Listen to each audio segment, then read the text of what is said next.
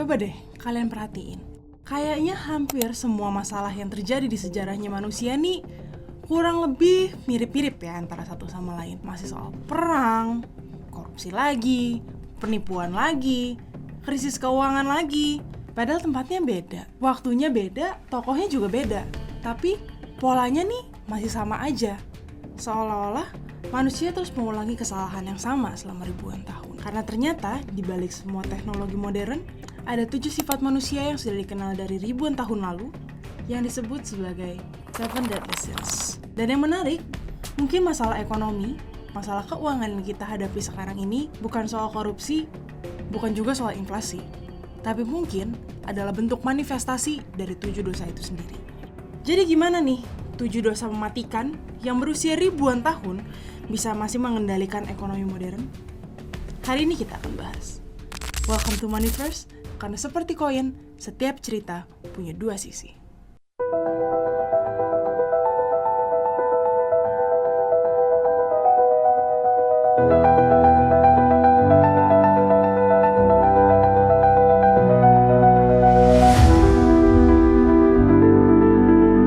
First of all, kita harus mundur nih ke abad keempat Masehi, di mana ada seorang biarawan Kristen bernama Evagrius Ponticus yang mulai mengelompokkan nih berbagai kelemahan manusia ke dalam beberapa pikiran jahat atau evil thoughts. Setelah itu, daftar ini disederhanakan nih oleh Pope Gregory I di abad ke-6 jadi 7 dosa yang kita kenal sampai hari ini. Ada apa aja nih 7 dosa ini? Yang pertama ada pride, greed, wrath, envy, lust, gluttony, dan sloth. Selama berabad-abad, dosa-dosa ini tuh dianggap sebagai akar dari kesalahan-kesalahan manusia nih. Bukan karena dosa-dosa ini tuh langsung ngancurin dunia, nope, it's not like that. Tapi karena dosa-dosa ini menjadi titik permulaannya. Ibaratnya ada bendungan, terus bendungan itu retak pelan-pelan fondasinya. Dan lama-lama bendungan itu akan runtuh. Sama juga seperti manusia, seperti peradaban, dan mungkin juga seperti ekonomi gitu. Dari yang awalnya ada retakan-retakan kecil yang diawali dari 7 dosa ini, lama-lama akhirnya runtuh juga. Oke, mungkin sekarang kalian mikir, ini ada konsep dari ribuan tahun lalu, terus kaitannya gimana nih maksudnya nih dengan kehancuran ekonomi? Kalau 7 dosa ini manifestasinya tuh muncul secara berulang kayak sebuah pola. Dari cerita raja-raja, runtuhnya kerajaan, krisis ekonomi, pasar keuangan, dan maybe 7 dosa ini bahkan ada di dalam diri kita sendiri. Oke, kita masuk ke dosa yang pertama, yaitu greed atau serakah. Kalau ada satu dosa yang paling dekat dengan konsep keuangan, I think it's greed. Keserakahan. Salah satu tokoh ikonik untuk melambangkan keserakahan atau greed ini adalah King Midas atau Raja Minas. Dia adalah seorang tokoh mitologi Yunani di mana dia punya kemampuan untuk mengubah semua yang dia sentuh jadi emas. Mulai dari makanan diubah jadi emas, barang-barang di sekitarnya dia pegang jadi emas, dan saat serakahnya itu pelan-pelan menggerogoti dia, akhirnya anaknya pun diubah menjadi emas. Disitulah Raja Midas sadar kalau dari setiap keserakahan itu pasti ada konsekuensinya. Nah, sekarang kita lihat nih ke dunia modern. Kita hidup di mana bisa dibilang untuk ngomong cukup itu nggak cukup. Gimana ya ngejelasinnya? Bingung juga. Intinya adalah kita hidup di dunia di mana kita sulit banget untuk ngerasa cukup. Nggak ada yang salah dari kita mengharapkan hasil yang bagus, kita mengharapkan sesuatu yang lebih, kita pengen dapat keuntungan, kita pengen dapat uang yang lebih banyak. Itu nggak salah, dengan catatan itu hanya sampai di titik tertentu. Dan kita harus bisa nih ngomong, udah cukup nih, menurut gue ini udah cukup nih. Di saat kita nggak bisa bilang cukup itulah yang jadi sebuah permasalahan. Sekarang ini mungkin kita lagi ngeliat nih versi modern dari King Midas itu sendiri. Mungkin korupsi ini bukan soal kebutuhan. Karena contoh greed yang paling gampang untuk kita lihat di ekonomi modern yang paling dekat sama kita adalah korupsi ya. Dimana banyak orang melakukan korupsi untuk memperkaya dirinya sendiri atau memperkaya pihak-pihak tertentu nih. Itu adalah bentuk nyata dari greed. Itu tadi, Raja Midas di dunia modern. Mungkin korupsi itu bukan soal seberapa banyak uangnya, tapi karena mereka, orang-orang yang melakukan korupsi ini, nggak punya nih kemampuan untuk ngomong cukup itu tadi. Dan greed nggak selalu muncul nih lewat bentuk amplop atau suap. Tapi kadang greed juga bisa muncul dari bentuk kebijakan yang terlalu fokus ngejar angka pertumbuhan. Misalnya ketika suatu sektor terus-terusan didorong nih habis-habisan karena dianggap bisa menghasilkan sesuatu yang lebih. Sementara sektor lain yang sama pentingnya justru ditinggal. Akhirnya ekonominya kelihatan tumbuh, padahal sebenarnya ekonominya nggak bergerak kemana-mana. Dosa yang kedua adalah envy atau iri hati. Siapa tokoh ikoniknya? Cain atau Kain dari cerita Kain dan Habel. Mungkin teman-teman udah cukup familiar nih sama cerita ini, di mana Kain membunuh saudaranya bukan karena dia kelaparan, tapi dilakukan karena serta-merta dia merasa iri di saat Habel mendapatkan sesuatu yang nggak Kain miliki. Gimana dengan di dunia modern saat ini? Banyak rasa iri yang muncul karena melihat sesuatu di media sosial. We live di era yang teknologi tuh udah semakin maju, semakin terdepan. Semuanya bisa diupdate di media sosial, kita dapetin informasi cepet juga. Ada YouTube, ada TikTok, ada Instagram, you name it. Dan kadang kita ngelihat apa yang ditunjukin orang di media sosial memunculkan envy di dunia modern. Intinya kita semakin sering melihat sesuatu yang kita nggak punya, dan akhirnya muncullah iri hati itu. Akibatnya apa nih? Akibatnya banyak orang yang seringkali berhutang cuman buat kelihatan sukses. Banyak orang yang beli barang bukan karena mereka butuh, tapi supaya kelihatan kalau mereka mampu aja gitu beli itu. Kalau kita kaitin dengan kondisi ekonomi negara kita nih saat ini, envy ini juga sebenarnya ada banget, teman-teman.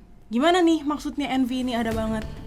Kalau misalkan kita lihat mungkin negara-negara lain yang bukan Indonesia, ekonominya baik-baik aja, ekonominya semakin maju dan lain sebagainya. Pada akhirnya muncullah rasa iri, jadi ya kita juga pretense kalau ekonomi kita fine-fine aja. Padahal sebenarnya enggak.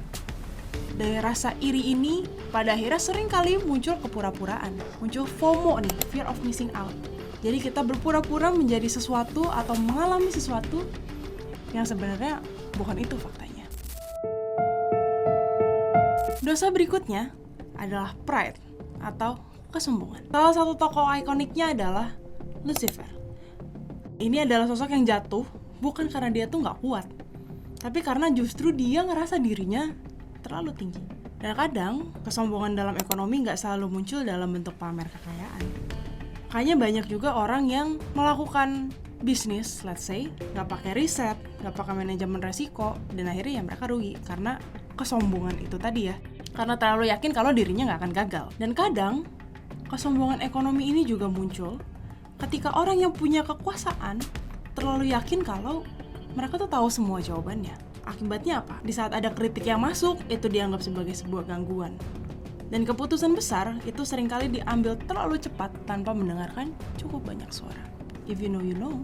Padahal kalau dipikir-pikir ya, sejarah itu udah berkali-kali banget nih nunjukin kalau masyarakat itu adalah sebuah entitas yang jauh lebih rumit daripada yang kita kira. Dan semakin besar kekuatan seseorang, semakin bahaya juga kalau dia berhenti mendengarkan. Next, ada glutoni atau rakus.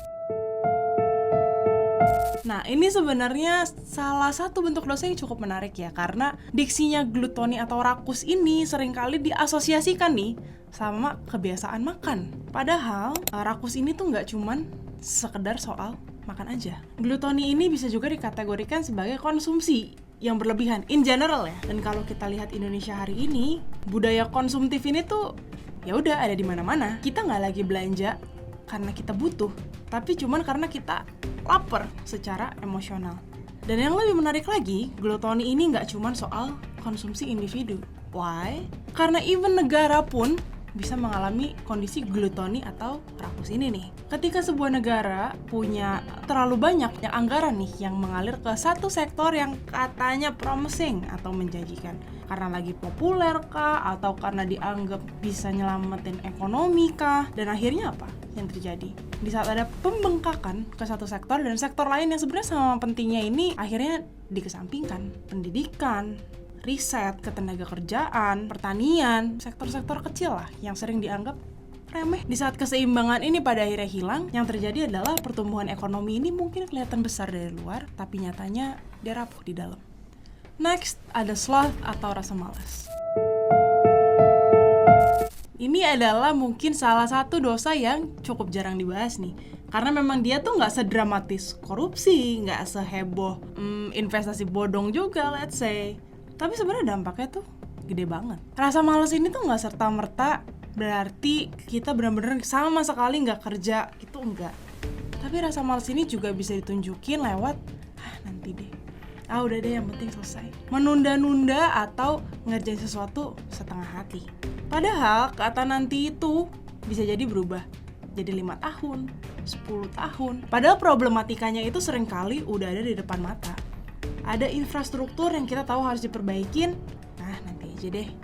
Ada sistem pendidikan yang perlu ditingkatkan, nanti aja deh. Ada reformasi birokrasi yang perlu dilakukan, nanti dulu deh. Atau ada kebijakan baru yang perlu dibuat, udah deh yang penting kebijakannya dibikin deh. Dampaknya apa? Seringkali banyak yang rancu, atau bahkan gak tepat sasaran. Kadang semua orang tahu, semua orang setuju kalau itu adalah sebuah permasalahan, tapi karena hasilnya muncul mungkin 10 tahun lagi, 20 tahun lagi, jadi nggak dianggap penting. Kalah prioritasnya dibandingkan program yang lain-lain, sesuatu yang lain yang dianggap lebih menjanjikan. Dan pada akhirnya kalau itu semua terjadi, siapa yang dirugiin? Next ada lust atau nafsu. Kalau kita masukkan ke konteks ekonomi modern, mungkin nafsu ini cukup cocok untuk diterjemahkan sebagai obsesi terhadap kepuasan instan nih. Kita memang sekarang ini hidup di era yang semuanya tuh serba cepat, ya kan? Teknologi semakin cepat, semuanya semakin canggih, dan pada akhirnya kita juga jadi pengen kaya secara instan, pengen keuntungan secara instan. Makanya setiap tahun tuh sering banget muncul investasi bodong, ada aja korbannya. Ada skema-skema baru dengan menjanjikan sesuatu angka-angka yang sangat fantastis, bombastis, ya kan? Siapa yang gak mau? Coba kalau misalkan besok ada yang nawarin lu bisa kaya langsung dapet 3M, mau gak lu? Mau kan? Sama, aku juga mau.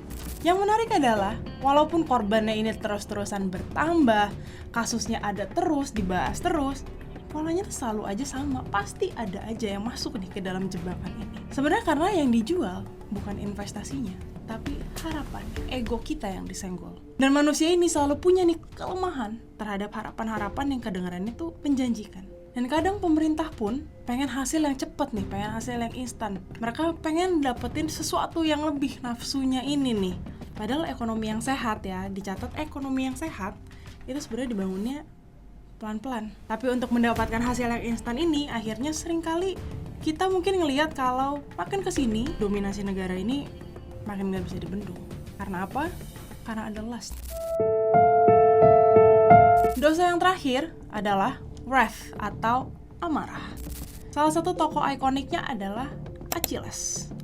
Dia ini adalah pahlawan yang luar biasa kuat, tapi juga luar biasa emosional. Jadi balance nih antara kuatnya sama emosionalnya sama-sama gede gitu. Dan kalau kita ngomongin soal ekonomi, kemarahan itu seringkali bikin orang ngambil keputusan paling mahal dalam hidupnya. Kalau kita berkaca juga ke kondisi ekonomi kita saat ini, berarti ini bisa dilihat dari reaksi masyarakat nih. Masyarakat mulai menunjukkan amarah terhadap kebijakan-kebijakan ekonomi, terhadap situasi ekonomi di mana semua harga naik. BBM naik, bahan-bahan naik, semuanya naik. Dan kadang kenaikan ini terjadi tanpa ada pemberitahuan sebelumnya. Dan kita juga sebenarnya nggak bisa menyalahkan masyarakat yang marah ya, karena ini adalah bentuk reaksi. Dan kenapa reaksi-reaksi ini bisa muncul? Karena itu tadi, karena ada faktor emosional yang mempengaruhi proses pembuatan kebijakan. Mungkin bisa dibilang banyak kebijakan yang dibuat itu terlalu cepat. Jadi dipilihlah solusi-solusi jangka pendek yang diharapkan bisa menyelesaikan sesuatu untuk permasalahan jangka panjang. Ibaratnya kayak nempelin plester buat ngobatin patah tulang, nggak tepat sasaran nih. Kelihatannya aja menyelesaikan masalah, padahal sebenarnya enggak.